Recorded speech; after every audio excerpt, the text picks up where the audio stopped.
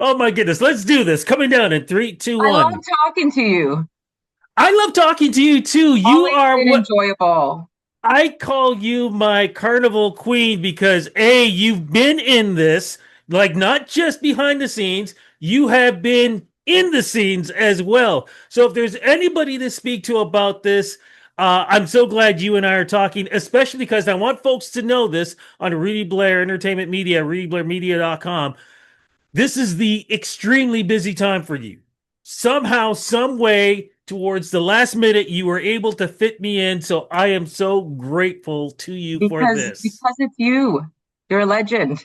So I'm honored to be a part of the conversation and truly enjoy talking to you. As we speak in the last couple of days going into this, because as we do this interview, it's on a Wednesday. This will be posted on the Friday. How Mm. are you doing? How is everything going? And the best part is, it looks like we're going to have great weather on the weekend for this. Oh my goodness. Weather. Wow. It's so crazy how much we depend on the weather agreeing with us on this weekend in order for this to go well. And the weather looks super amazing. So I'm so happy about that. And you said it earlier. I've spent my I'm a daughter of the carnival. This festival raised me. Um, and because of that, there's nothing I wouldn't do for it, but also the intense responsibility I feel in doing this job.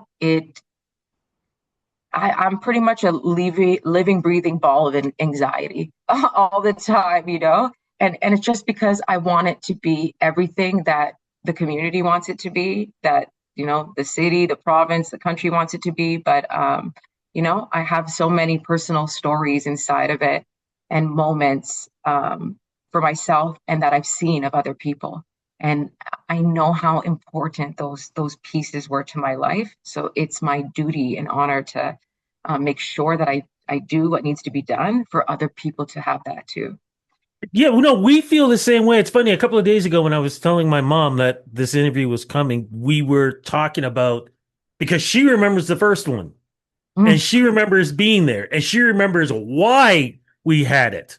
And for folks who may not realize that, can you talk a little bit about that, please? Because it wasn't just celebrating our heritage; it was also celebrating Canadian heritage at the same time too.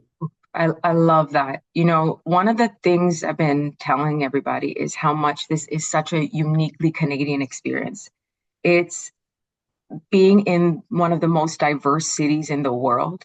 Our carnival is so diverse. But I was on the phone earlier today. I had a quick chat with Dr. Maurice Bygrave, who is one of the founders of this. And it was such a good reminder of I'm not alone. We're not alone. For 58 years, our people have been producing this carnival, and it started in 1967 with this celebration of Canada's 100th birthday. And I'm so happy to see that the Ontario government is going to be doing such a big piece on Black history in their new curriculum because our story must be a part of that. The fact of, you know, when I was a kid, I used to wonder, how did we get here? Why are there so many Caribbean people in Toronto? You know, I used to wonder, but there's a story behind that. You know, there's a Prime Minister Trudeau, Pierre Trudeau, and changes in immigration. I talked recently at an event at Interact about how many families, how many mothers left their country, left everything that they cared about there By to boat, by boat. Let me not plane. They came here buy by boat boat. that took days to reach here. The sacrifice, the risk, the dedication. I'm getting chills right now because I sometimes I feel scared. I'm a person, you know, and it's like look at what these people have done. So that whole history of us, how did we even get here? And even the pain from that, you know, being separated from our families and now what it is. I have a line that I always say is like my parents didn't have to get on a plane to teach me about where we came from and how we celebrated and the food we ate. the accents, like everything was here in Toronto. And from there, I'm sure my mom came here in the 70s and she said the parade was like 2 hours. She said like it just went quickly and she saw her cousin and she was like, oh, and from there, she started to be involved too. And now to see what it is and how much it provides to this community, the ecosystem of businesses that rely on this festival to happen every year. It's magic, honestly. Absolutely is. Let's talk about some of the events that are going on because, like I said, this as we speak will be posted on Friday. We've already had some of events happen, like Junior Carnival, and I know that because when it was happening in my neighborhood, I was seeing these kids all, parents are dressing them up outside. I'm going, well, it's got to be Junior Carnival. So we've Oh, already had that. How was that? oh my God. We had literally, I've never seen so many people at Junior Carnival. And I'll give you an example. Um, my family, we compete in it and they participate as masqueraders. And when my nephew first started, when he was 1 year old, there was only two people in the category that he was in. He's four now, and this year there was five. And these are kids aged 0 to 5 years old. These are like our tiniest wee babies, So we are growing. We are seeing our legacy being strengthened by the next generations. I say I'm a second generation immigrant proudly. And those next generations that are saying, wait a minute, I need to ground my kid in something that I was grounded in, that let me Mhm. know who I was and where I came from. It's easy to just say, oh yeah, we did this or we do that, but it's another thing to be a part of it, to put your hands in, to, be there and see it and experience it. And there was literally only standing space in Nielsen Park this year at one point. Our junior calypso showcase, man, these kids and they're singing. I don't know if you know, there's a little girl named Dorielle and another young man, Jay Fire. And I'm like, God, please let me be alive to see these kids, at that age where all the potential is going to come out. They're amazing. But Junior Carnival went so well, and then on Saturday we also had CAISO 365, which is the organization of calypso performing artists. Their showcase and competition, and I believe the crooner is our new calypso monarch this year. So that also went Ah, really well. okay, so let's go into now Friday. What is happening Friday? What's happening on Sunday? What's happening I'll on even go yeah, before. Sunday and Monday? So No, no, no, Thursday, no. No, no, tomorrow. no, no. Oh, Let's no, no, let's stick to Friday. Stick to okay, Friday. so Stick to Friday, Friday. Yeah. Friday, we're really excited to have a new feature to the Carnival Villages. There are tons of people, tourists in town, some, yes, for the carnival, and some just happen to be here at that time. The parade is a beautiful, amazing thing that everybody needs to experience. However, it's not for everyone. Some people want to be a part of the carnival, want to be in the music and the food and the revelry, but they're not going to be playing mass. So this year at Sankofa Square, formerly Dundas Square, we have Carnival Village on Friday, August the 1st, and also on Friday, Nice. August 2nd. Yep, totally free event. There'll be DJs, there'll be good music. We also have, I guess we can tell people now, it won't be a secret that I think maybe by Friday, but Freetown Collective will be performing at St. Copa Square, which they have our song right now, Take Me Home, which really inspired the theme this year for the carnival.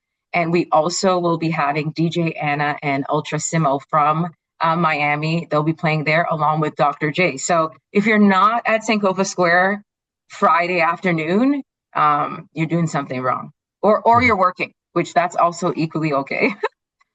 And then Saturday, of course, Grand Parade. Friday night, can't miss it. Panorama, keeping Pan alive at Lamport Stadium, which everyone's excited to be there again. So beautiful. Steel Pan is part like the heart of our music. And I also love that it's the only instrument that's been invented in the 21st century. I can't get over that, and I keep saying it. It blows my mind. But that's on Friday night at Lamport. Saturday, of course, Grand Parade. There are ticketed areas. There are also free areas. I hear people saying all the time, I get messages on Instagram from people saying, why are you charging us for the parade? It's supposed to be free. This is not all this, feelings. And I want everybody to know that, for one, the actual parade route has never been for the general public. It has always been for masqueraders. Now, outside of that, there are ticketed zones that are north of Lakeshore, inside of exhibition grounds, and then south of Lakeshore, that is entirely free. So Maryland Bell Park, this year we're adding the Toronto Inukshuk Park, and that is a space for people to gather and hang out and be a part of the festivities and not, please don't, as it's not about also, but most importantly, respecting the culture, but it's also about respecting yourself. So asking people to please respect the parade route and the masqueraders, just like any other parade, please do not enter the parade route. Okay, so let's talk. I interrupted you before and said I didn't want to talk about Thursday because it would have happened after before this video was posted. So what would have happened on Thursday that we would have missed?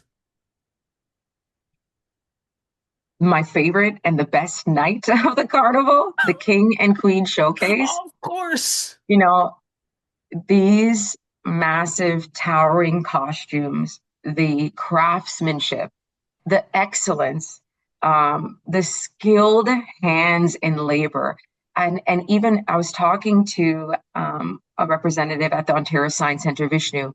We talk about how much engineering, how much STEM is a part of these costumes. But this show is for everyone. I know I said the Grand Parade isn't for everyone, but this show is. King and Queen is near and dear to my heart. And it's the night when we have all of our mass bands put forward their creations, their individual competitors through their themes for the year, to compete for the titles of King of the Carnival and also Queen of the Carnival. And I mean, there's nothing more special than that, to be crowned that. My sister's done it so many times, so I've been there to feel in the moment, and I'm just so excited to see what the bands have up their sleeves this year, and to see who the new winner will be. Are we going to see somebody do a repeat? Is it going to be somebody brand new out of nowhere, or is it going to be a veteran? We don't know. So every year, I'm excited about it. We're implementing technology to our judging program this year, which is a big deal for us. Yes, first time in our 58 years. We're using a digital program to enhance our judging program, the accuracy, the integrity, the speed of the results. And I'm really proud of that because it's something that's important to the competitors and the mass bands and everybody. You know what we need? Not just for that event, but I'm talking about parade. When are we going to get drones? We need drones flying over to really show. I mean, we get camera shots from television and reporters and things like that. Mhm. We need drones during the parade so people can really see the beauty and the essence of this parade. Are we ever going to get that? Yes, I am going to have some drone shots for you this year. So they won't be live, of course. They'll be recap, but I absolutely going to have drone shots for you this year. And that is something too that is unique about this festival. We operate in Toronto, in Canada. So there are so many aspects of planning it and producing it that are different than in the islands. And even with the drones, oh my goodness, the amount of rules and regulations, which we appreciate because it's for safety reasons.